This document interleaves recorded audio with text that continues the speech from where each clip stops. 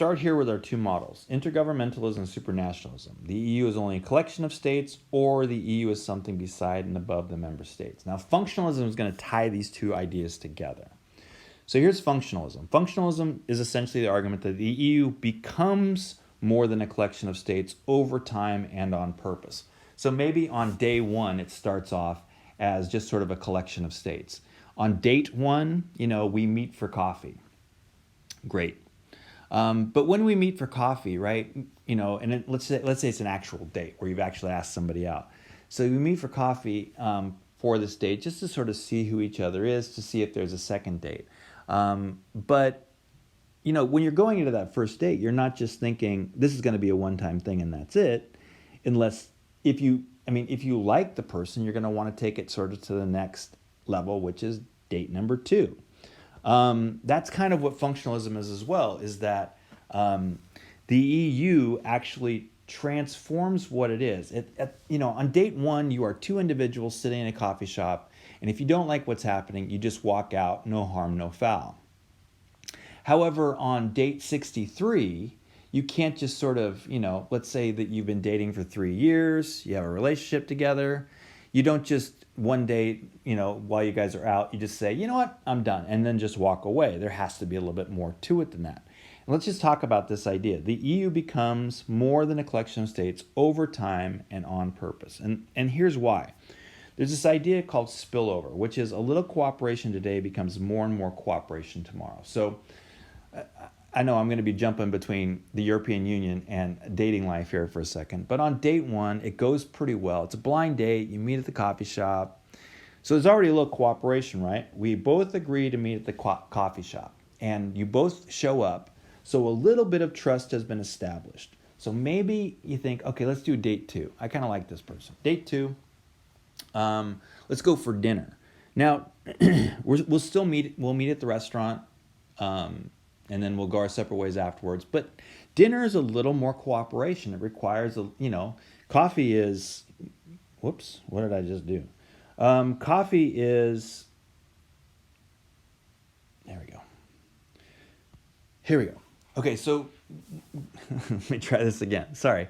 Coffee is like this quick, 20 minutes. If I want it to be 20 minutes, I can get out. But dinner, you're kind of stuck there until the meal comes and all that. Let's say maybe you decide, okay, third date, I will come pick you up, which means we've got to share addresses. We have to do other things like that. So a little cooperation today becomes more and more cooperation tomorrow.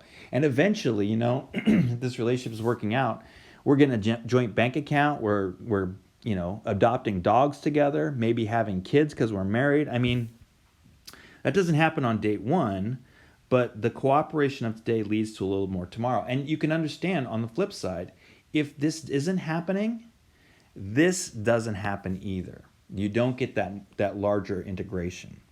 So once cooperation begins, it's really hard to exit. It's hard, on date 1, if I don't like you, I can just get up and walk away and say, see ya.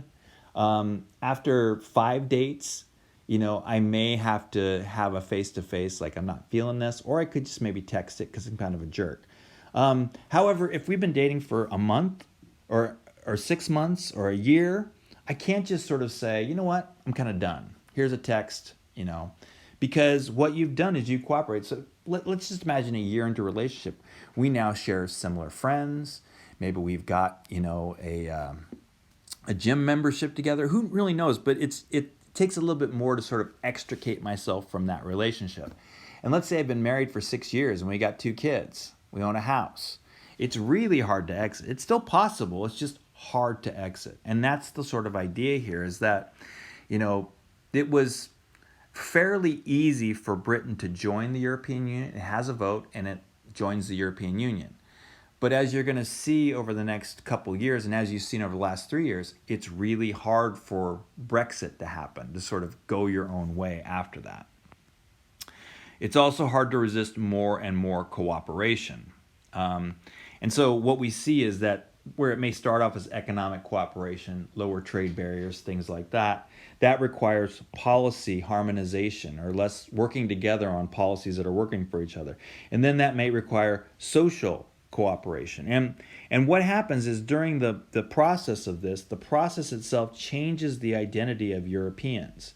So whereas in 1945 I see myself as French, the young person, let's say in 2020 in France, may see themselves as French, of course, but they also see themselves as European.